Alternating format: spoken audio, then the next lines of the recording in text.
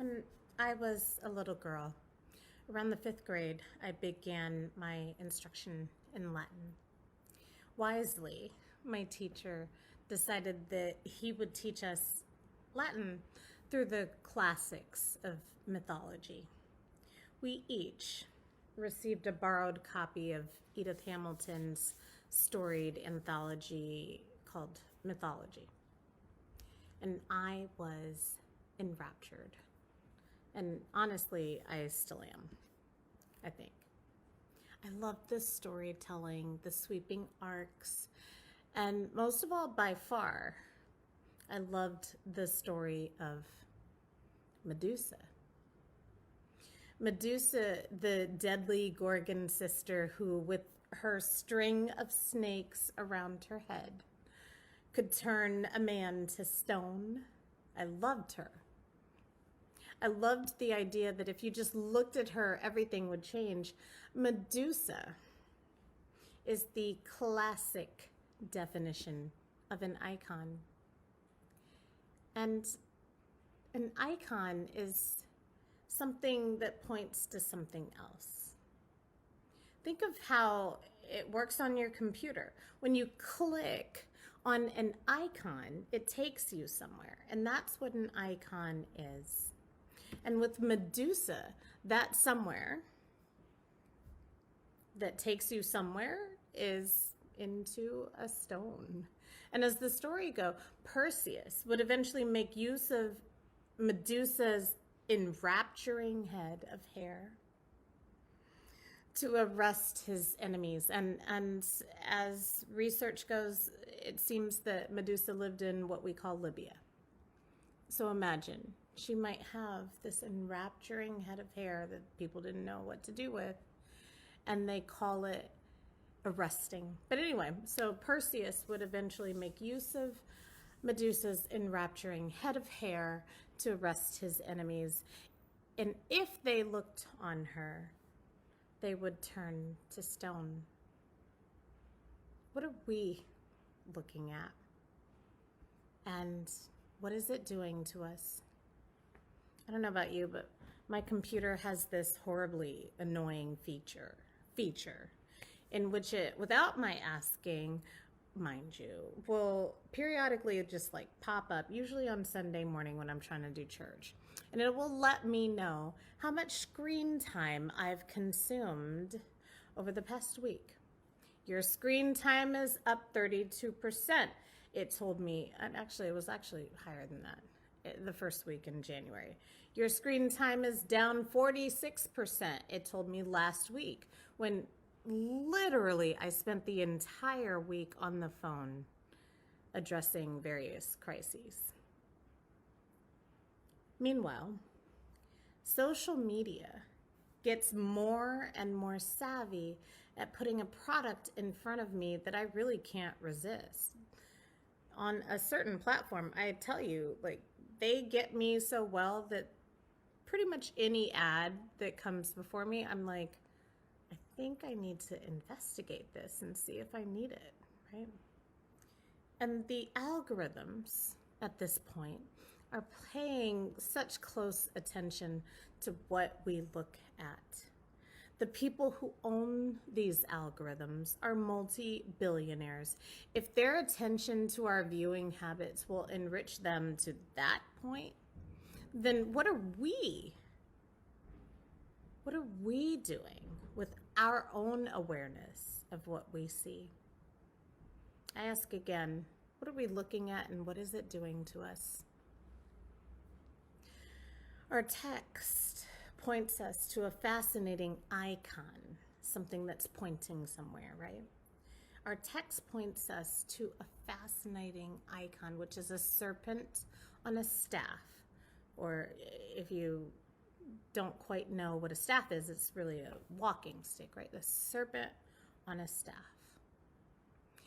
And we should note that the serpent to the people was a symbol of death. Moses took that symbol of death and then stuck it on a pole. And this symbol of death and destruction, do you hear me? The symbol of death and destruction Moses took that symbol and stuck it on a pole, not because Moses thought it was a good idea, but because God told him to do so. What are we doing? What are we looking at? And what is it doing to us? The people were facing a destructive force. It was symbolized by the serpents that were terrorizing them, infiltrating their safe spaces, delivering a venom laced with death. It was too much. And God knew how much the people had begun to fear the symbol of the serpent.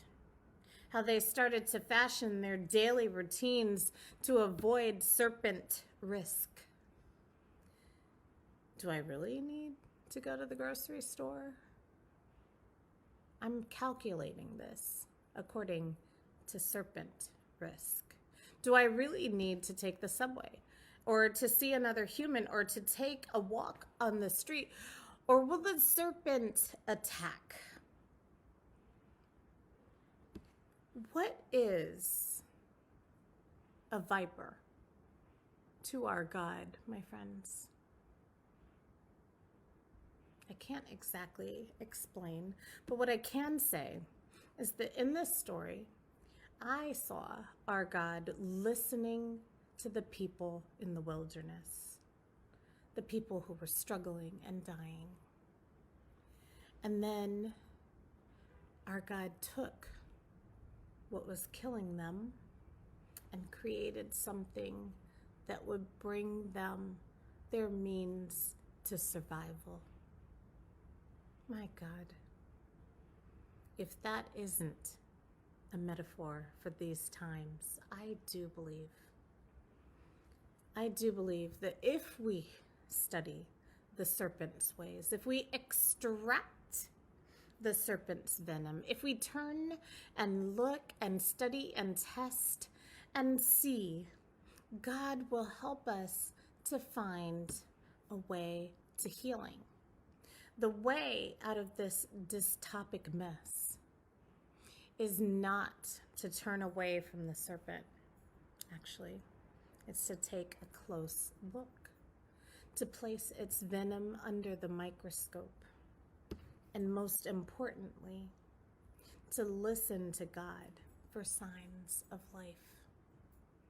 The text says, so Moses made a serpent of bronze and put it on a pole, and whenever a serpent bit someone, that person would look at the serpent of bronze and live. The serpent has bitten my people. We are in the wilderness and the serpents have come. They have stung. What could it mean for God to take that evil, that destruction, and do something good with the serpent's venom? I don't know, but what I do know, I have a crisis to attend to today. And I have the incredible privilege of having been vaccinated fully. And thanks be to God, the rest of us will too soon come. But because of my privilege, I am able to travel to attend to this crisis.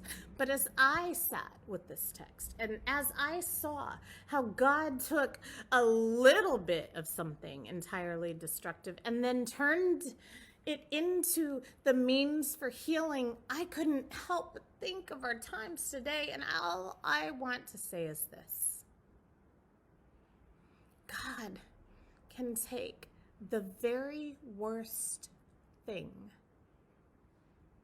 and turn it around. May I say that again? God can take the very, very worst thing and turn it around so that we can heal, so that we can stop the death, so that we can see each other again without fear, so that someday my child can see her grandparents again and give them the hug she hasn't been able to deliver since Christmas of 2019, so that you and I can emerge from home without a crippling fear that we're going to harm someone else or that they're going to harm us, so that the bite of the serpent is sufficiently reduced to a life-saving needle that brings us the herd immunity we require to emerge from this space, please, God. And do you see it? Through science, God can do a miraculous thing. God can turn the symbol of destruction into a symbol of life. And here's my point. It doesn't matter what the object is, a serpent, a virus, you name it. What matters is what God is doing with it. If you're wondering where God is, look to life. If you're wondering what God is up to, look to healing. If you're wondering what God cares about, look for symbols of wellness and restoration. Today, in a time where there have been serpents all around, those serpents must die. And they will die by their own venom. Thanks be to God that our God is pointing us to our freedom from this deadly scourge. We're almost there. Look and see what God is transforming on the stick of change. Amen.